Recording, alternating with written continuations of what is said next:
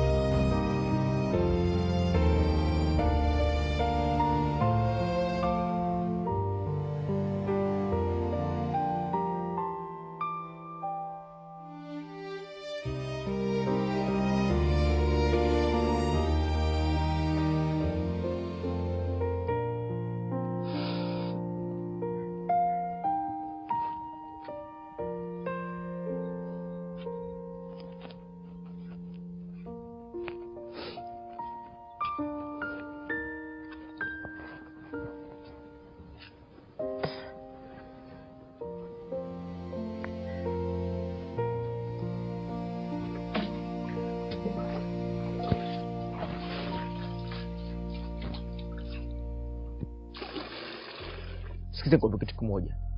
Unajua yule mbwa akachoka ndani unamchelewesha.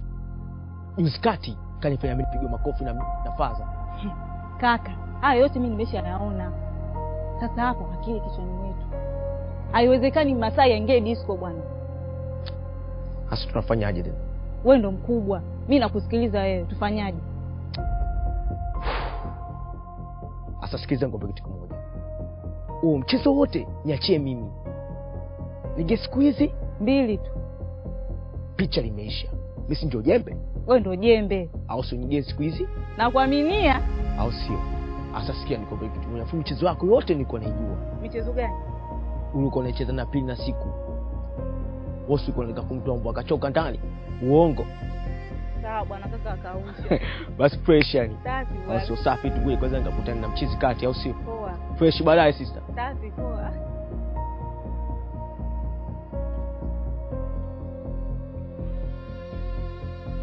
Karibu sana kijana.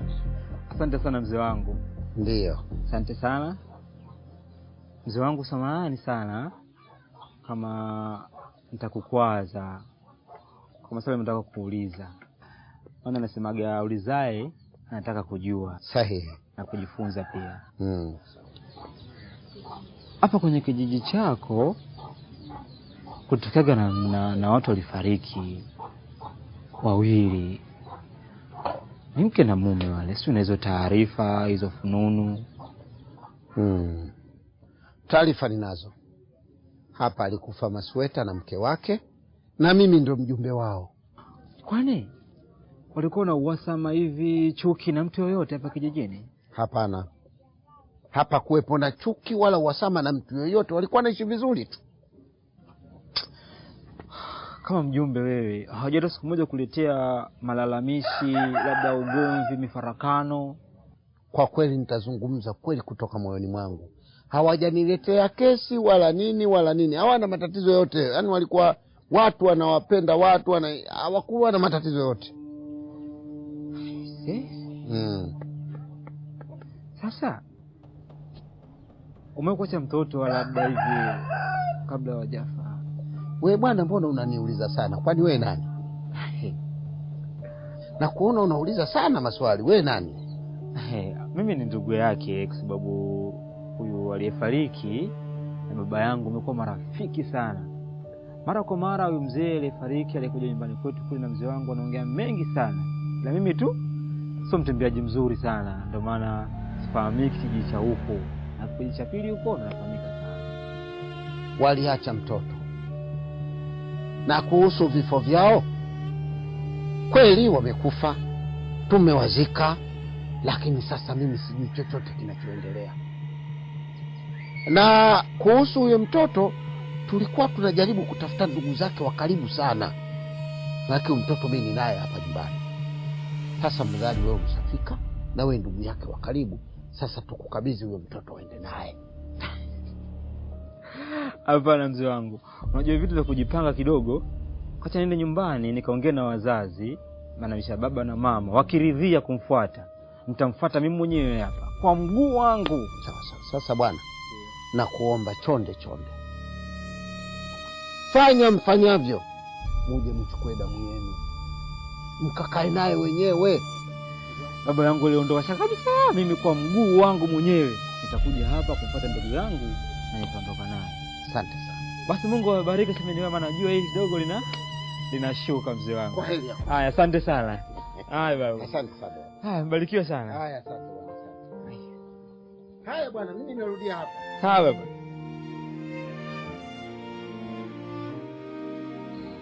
Samia, unajua babako anaumwa sana, lakini wewe hata ujali hata kidogo.